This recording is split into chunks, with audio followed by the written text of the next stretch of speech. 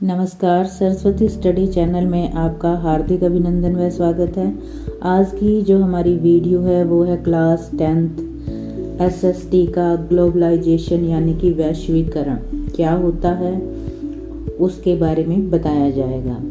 वैश्वीकरण, इसका संधि विच्छेद होगा विश्व का एकीकरण यानी कि विश्व का एक होना। तो माध्यम क्या रहेगा? व्यापार, कि विभिन्न देशों के जो लोग हैं वो आपस में व्यापार करते हैं जिससे विश्व में एक हो जाता है। इसे हम वैश्वीकरण कहते हैं। वर्तमान समय में विभिन्न देशों को व्यापार के जरिए जोड़ने का ये माध्यम है और ये विभिन्न देशों के बीच परस्पर संबंध और तीव्र एकीकरण की एक प्रक्रिया है।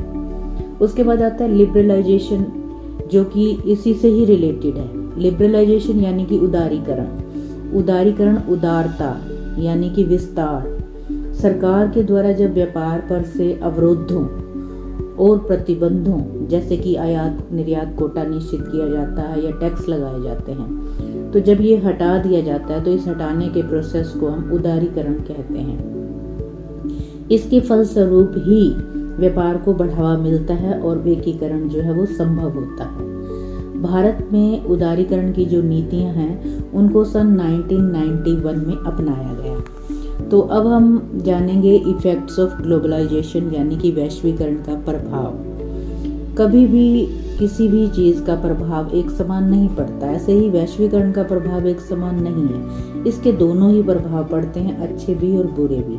तो हम दोनों के बारे में जानेंगे। तो सबसे पहले अच्छे प्रभाव। वैश्वीकरण के कारण विश्व व्यापार में वृद्धि हुई है जिससे बड़े बड़े उद्योगों को कच्चे माल की सप्लाई करने वाली जो स्थानीय कंपनियां हैं वो भी समृद्ध हो गई हैं। मतलब व्यापार को बढ़ावा मिला है इससे, और औद्योगिकरण के कारण जो है देश का विकास हुआ है।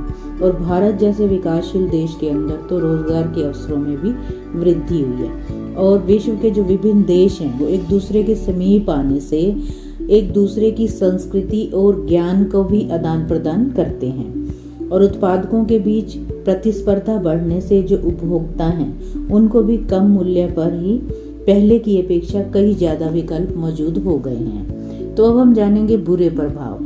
वैश्वीकरण का सबसे बुरा प्रभाव ये पड़ा है कि जो स्थानीय छोटे उत्पादक हैं उन पर इसका बुरा प्रभाव पड़ा है और इस कारण कई उत्पादन इकाइयों को अपना काम बंद करने पर भी मजबूर होना पड़ा है। दूसरी तरफ जो श्रम कानून है उनमें लचीलापन, मतलब जहां उनको इनकम ज्यादा होती है वो उधर ही मूव कर लेते हैं। तो इससे लचीलापन ज्यादा आने से उनका जो रोजगार है वो अनिश्चित हो गया। तो शॉर्ट में हम यही कह सकते हैं कि वैश्वीकरण से प्राप्त होने वाले जो अवसर हैं, अगर हम उनका सही लाभ विश्व के शिक्षित, कुशल और धनी व्यक्तियों को ही मिला है।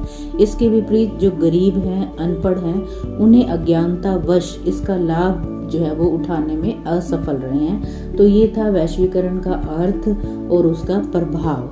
चैनल को सब्सक्राइब, वीडियो को लाइक व शेयर अवश्य करें।